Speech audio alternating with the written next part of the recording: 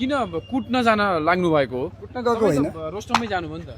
कुट्न गएको होइन। तपाईँहरूले देखिरहनु भयो लामो समयदेखि जबरजस्ती संसदीय प्रक्रियालाई अगाडि बढाउने काम भइरहेको थियो सभामुखज्यूले।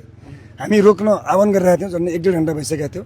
यसरी जबरजस्ती गरिसकेपछि यो रोकिनुपर्छ भनेर त्यो प्रक्रियालाई अवरोध गर्ने मात्रै कोसिस गरेर कसैलाई कुट्न त्यस्तो मुकामुकी गर्ने त्यो होइन।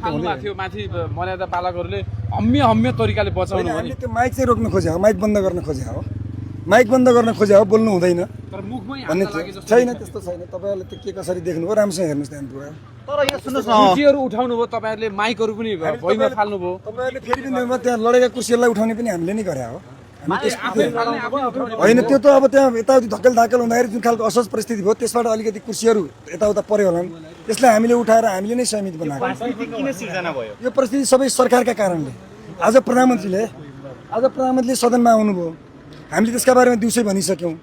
उहाँ एकदम सदनलाई अन्डर एस्टिमेट गर्ने र सदनलाई एउटा अन्डर एस्टिमेट गर्ने, एउटा ओभर कन्फिडेन्स देखाउने र एक खालको एटिट्युड देखाउन आउनुभएको थियो।